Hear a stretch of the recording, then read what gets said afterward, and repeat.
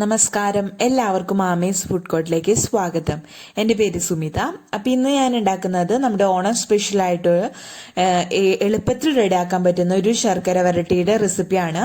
അപ്പോൾ നമ്മൾ ബേക്കറിയിൽ നിന്ന് വാങ്ങുന്ന അതേ ഒരു ടേസ്റ്റിലും അതേ ഒരു പെർഫെക്ഷനിലും നമുക്ക് ഈസി ആയിട്ട് വീട്ടിലുണ്ടാക്കാം. അപ്പം അതെങ്ങനെയാണെന്ന് നമുക്ക് നോക്കാം. അപ്പോൾ നമുക്ക് ശർക്കര വരട്ടി ഉണ്ടാക്കാൻ തുടങ്ങാം. അപ്പം അതിന് വേണ്ടിയിട്ട് ഒരു വലിയൊരു പാത്രം എടുത്തിട്ടുണ്ട്.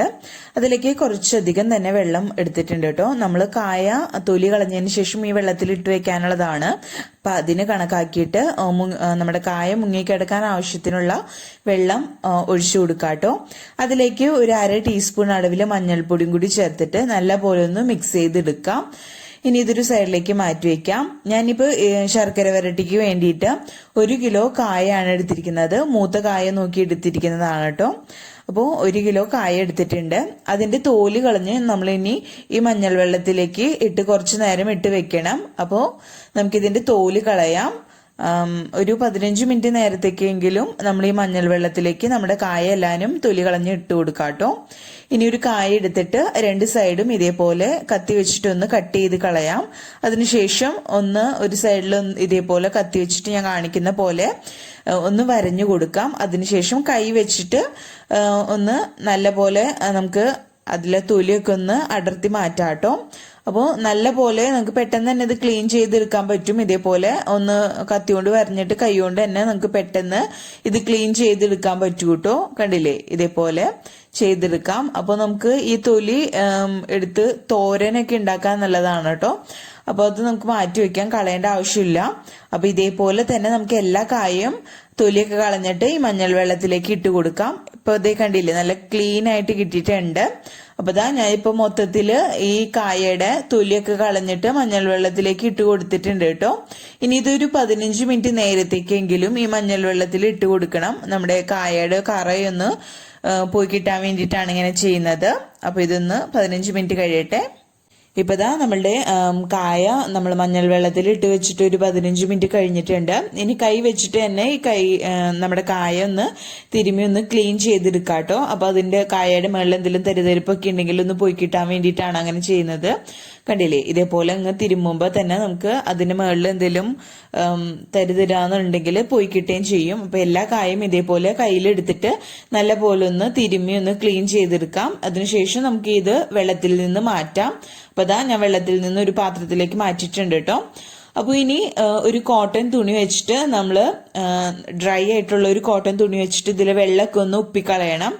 എന്നിട്ട് വേണം ഇത് അരിഞ്ഞെടുത്തിട്ട് നമ്മൾ ഫ്രൈ ചെയ്തെടുക്കാൻ വേണ്ടിയിട്ട്. അതില്ലെങ്കിൽ വെള്ളത്തേപ്പാട് ഇടാണെങ്കിൽ കൈമേക്കൊക്കെ എണ്ണ തെറിക്കാൻ സാധ്യതയുണ്ട്. അത് കാരണമാണ് കേട്ടോ. അതില്ലെങ്കിൽ നിങ്ങൾ ഒരു കൊട്ടയിൽ കുറച്ചു നേരം വാല് വെച്ചിട്ട് മൊത്തം വെള്ളം പോയി കഴിഞ്ഞതിന് ശേഷം ഇത് അരിഞ്ഞെടുത്തിട്ട് ഫ്രൈ ചെയ്താലും മതി കേട്ടോ. അപ്പൊ ഞാനിപ്പോ ഒരു ഡ്രൈ ആയിട്ടുള്ള ഒരു കോട്ടൺ തുണി വെച്ചിട്ട് ഇതേപോലെ നല്ല പോലെ അതിലെ വെള്ളമൊക്കെ നല്ല പോലെ ഒന്ന് ഒപ്പിയെടുക്കുകയാണ് ചെയ്യുന്നത് കേട്ടോ. അപ്പൊ ഇതേപോലെ തന്നെ എല്ലാ കായയും നമുക്ക് ഒപ്പി വെള്ളമൊക്കെ കളഞ്ഞ് എടുക്കാം. അപ്പൊ മൊത്തത്തിൽ എല്ലാ കായയും ഞാൻ ഇതേപോലെ വെള്ളമൊക്കെ ഒപ്പി എടുത്തിട്ടുണ്ട്. ഇനി ഇത് നമുക്ക് കട്ട് ചെയ്യുന്നത് എങ്ങനെയാണെന്ന് നോക്കാം. അപ്പൊ ഞാൻ കായ എടുത്തിട്ട് ഒന്ന് ലെവലായി കിട്ടാൻ വേണ്ടിയിട്ട് 2 സൈഡും ഒന്ന് കട്ട് ചെയ്ത് മാറ്റുന്നുണ്ട് കേട്ടോ. ചെറിയൊരു ഭാഗം കട്ട് ചെയ്ത് മാറ്റുന്നുണ്ട്. അതിനുശേഷം ഇതേപോലെ വീഡിയോയിൽ കാണിക്കുന്ന പോലെ നെടുകെ ഒന്ന് നീളത്തിൽ അങ്ങ് കട്ട് ചെയ്ത് മാറ്റാട്ടോ. ഇതേപോലെ അങ്ങ് നടുക്കോടെ ഒന്ന് കട്ട് ചെയ്ത് മാറ്റാം. അതിനുശേഷം നിങ്ങൾക്ക് വേണമെങ്കിൽ നേരെ തന്നെ ഇത് അരിഞ്ഞെടുക്കാം. ഞാനിപ്പോൾ ചെറുതായിട്ടൊന്ന് ചെരിച്ച് വെട്ടിയാണ് എടുക്കുന്നത് കേട്ടോ. നിങ്ങൾ വെട്ടുമ്പോൾ പ്രത്യേകം ശ്രദ്ധിക്കേണ്ട കാര്യം എന്താണെന്ന് വെച്ചാൽ ഒരുപാട് നമ്മുടെ കായയുടെ കഷ്ണങ്ങൾ, നമ്മുടെ ശർക്കര വരട്ടിക്ക് വേണ്ടിയിട്ടുള്ള കഷ്ണങ്ങൾ ഒരുപാട് തിക്നെസ് കൂടാനും പാടില്ല, അതേപോലെ ഒരുപാട് കുറഞ്ഞു പോകാനും പാടില്ല. ഏകദേശം എല്ലാനും ഒരേ ഒരു അളവിൽ തന്നെ കട്ട് ചെയ്തെടുക്കാൻ പ്രത്യേകം ശ്രദ്ധിക്കുക കേട്ടോ. എന്നാലാണ് നമുക്ക് ഫ്രൈ ചെയ്യുമ്പോൾ എല്ലാനും ഒരുമിച്ച് നമുക്ക് കറക്റ്റായിട്ട് ഫ്രൈ ആയി കിട്ടുള്ളൂ. അതുകൊണ്ട് എല്ലാനും ഒരേപോലെ തന്നെ നമ്മൾ കട്ട് ചെയ്തെടുക്കാൻ ശ്രദ്ധിക്കാം കേട്ടോ. കണ്ടില്ലേ, ഈ ഒരു വലുപ്പത്തിലാണ് ഞാനിപ്പോൾ കട്ട് ചെയ്തിരിക്കുന്നത്.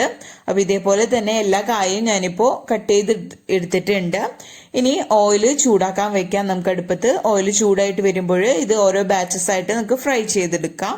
അപ്പോൾ ഇതാ ഓയിൽ നല്ലപോലെ ചൂടായി വന്നിട്ടുണ്ട്. വെളിച്ചെണ്ണയായിരിക്കും കുറച്ചും കൂടി നല്ലൊരു ഫ്ലേവറും നല്ലൊരു ടേസ്റ്റ് ഉണ്ടാവുക. നമ്മുടെ നാടൻ ഒരു ടേസ്റ്റ് കിട്ടുന്നെങ്കിൽ വെളിച്ചെണ്ണയിൽ തന്നെ ഫ്രൈ ചെയ്യാട്ടോ. ഇനി അഥവാ വെളിച്ചെണ്ണ ഇല്ലെങ്കിൽ സാധാ ഏതെങ്കിലും ഒരു ഓയിൽ വെച്ചിട്ട് ഇത് ഫ്രൈ ചെയ്തെടുത്താൽ മതിയാകും കേട്ടോ.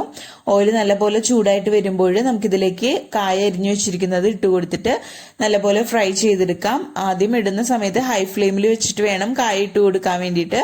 അതിനുശേഷം കുറച്ച് സമയം കഴിഞ്ഞിട്ട് ഇത് ലോ ഫ്ലെയിമിലേക്ക് മാറ്റിയിട്ട് നല്ലപോലെ ഫ്രൈ ചെയ്തെടുക്കാം. അതേപോലെ ഓരോ ബാച്ചസ് ആയിട്ട് വേണം ഇത് ഫ്രൈ ചെയ്തെടുക്കാൻ വേണ്ടിയിട്ട്. ഒരുപാട് മൊത്തത്തിൽ എല്ലാവരും കൂടി ഇട്ട് ഫ്രൈ ചെയ്യുകയാണെങ്കിൽ ഫ്രൈ ആയി കിട്ടുകയില്ല താനും, ഒരുപാട് സമയം പിടിക്കും താനും. അതുകൊണ്ട് ഓരോ ബാച്ചായിട്ട് നമുക്കിത് ഫ്രൈ ചെയ്യാം. നല്ല പോലെ ഫ്രൈ ആയി വരണം നമ്മുടെ ശർക്കര വരട്ടിക്ക്. അപ്പോൾ ഇത് ആദ്യം ഹൈ ഫ്ലെയിമിൽ വെച്ചതിന് ശേഷം പിന്നെ ലോ ഫ്ലെയിമിൽ വെച്ചിട്ട് നല്ല ക്രിസ്പി ആയി വരുന്നത് വരയ്ക്കും നമുക്കിത് ഫ്രൈ ചെയ്തെടുക്കാം കേട്ടോ. അപ്പോൾ നമ്മുടെ കായ ഇടയ്ക്ക് ഇളക്കി കൊടുക്കാനും മറക്കരുത് കേട്ടോ. നമ്മൾ ശർക്കര വരട്ടിക്ക് എടുക്കുമ്പോൾ പ്രത്യേകം നമ്മുടെ കായ നല്ല പോലെ ഫ്രൈ ആയിട്ടുണ്ടെന്ന് ഉറപ്പ് വരുത്തണം. എന്നാലാണ് നമുക്ക് പെർഫെക്റ്റ് ആയിട്ടുള്ള ശർക്കര വരട്ടി റെഡിയാക്കി എടുക്കാൻ പറ്റുള്ളൂ. അപ്പോൾ ഇതൊന്ന് നല്ല പോലെ ശബ്ദം വന്ന് അതേപോലെ തന്നെ കായയുടെ കളറ് ചെറുതായിട്ടൊരു ലൈറ്റ് ഗോൾഡ് നിറായി വരുന്നത് വരയ്ക്കും നമ്മളിതൊന്ന് ഫ്രൈ ചെയ്യണം കേട്ടോ. അതേപോലെ തന്നെ ഒരു കായ എടുത്തിട്ട് നമ്മൾ ഫ്രൈ ആയി വന്നതെന്ന് നോക്കാൻ വേണ്ടിയിട്ട് ഒരു കായ എടുത്തിട്ട് ഒന്ന് കടിച്ചു നോക്കാം, അതല്ലെങ്കിൽ ഒന്ന് പൊട്ടിച്ചു നോക്കാം. അപ്പൊ നമുക്ക് മനസ്സിലാവും വെന്തിട്ടുണ്ടോന്ന്.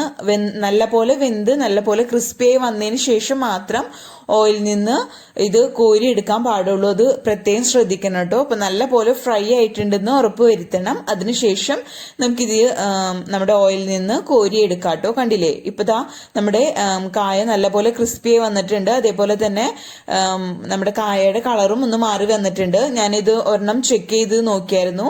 അപ്പൊ നമുക്ക് ചെക്ക് ചെയ്യുമ്പോൾ മനസ്സിലാവും വെന്തിട്ടുണ്ടോന്ന്. ഉള്ളു നല്ല പോലെ വെന്താ മാത്രം ഇതിൽ നിന്ന് കോരി എടുക്കാം. ചിലപ്പോൾ പെട്ടെന്ന് പുറം വശം കരിഞ്ഞു പോയാൽ നമുക്ക് ചിലപ്പോൾ ഉള്ളു വേവണമെന്നില്ല. അത് പ്രത്യേകം ശ്രദ്ധിക്കുക. അപ്പൊ ലോ ഫ്ലെയിമിൽ ഇട്ടിട്ട് തന്നെ ഇത് നല്ല പോലെ ഫ്രൈ ചെയ്തെടുക്കാനും മറക്കരുത്. അപ്പൊ ഇത് മൊത്തത്തിൽ കോരിയെടുക്കാം.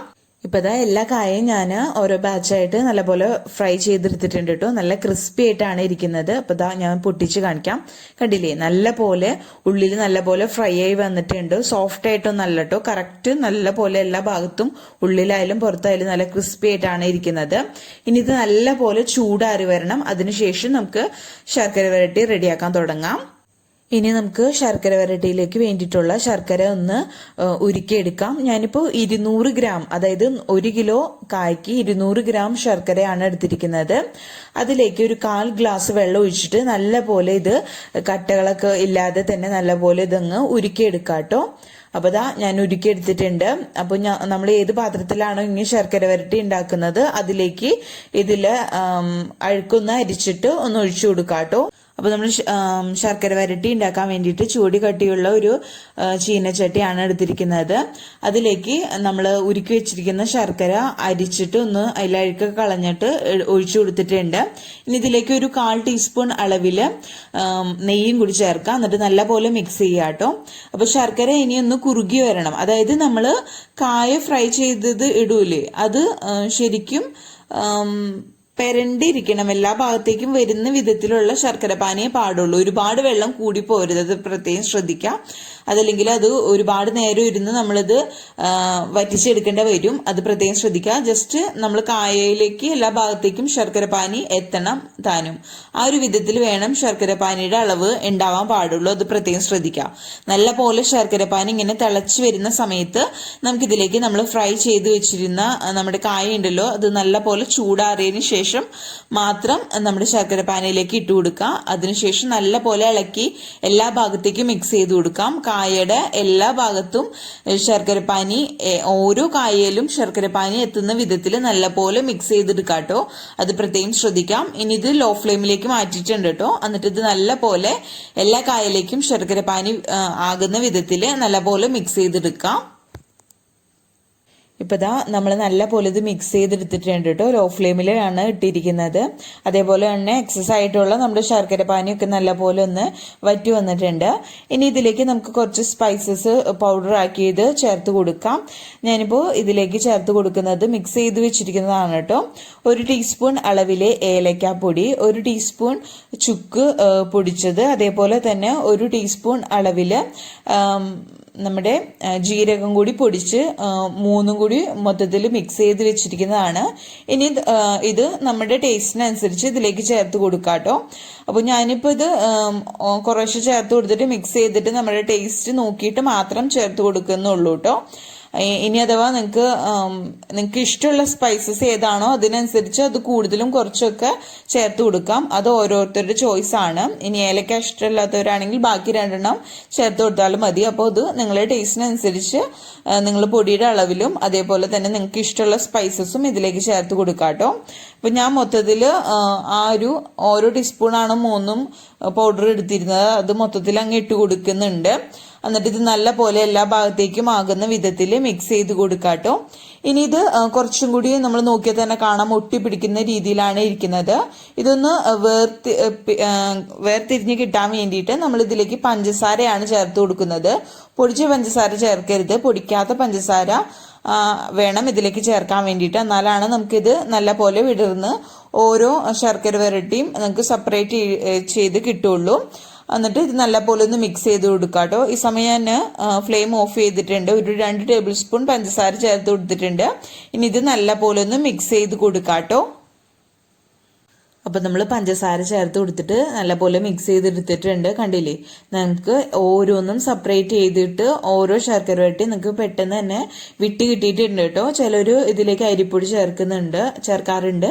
അപ്പൊ അതിന്റെ ഒന്നും ആവശ്യമില്ല. നമുക്ക് പഞ്ചസാര ചേർത്ത് കൊടുത്താൽ തന്നെ പെട്ടെന്ന് ഇതങ്ങ് വേർപിട്ട് കിട്ടും. അതേപോലെ ഇങ്ങനെ ഒട്ടിപ്പിടിച്ചിരിക്കുന്നു തോന്നാണെങ്കിൽ അത് കൈവച്ചിട്ട് ഇങ്ങനെ നമ്മൾ സ്പ്ലിറ്റ് ചെയ്ത് കൊടുത്താലും മതിയാകും.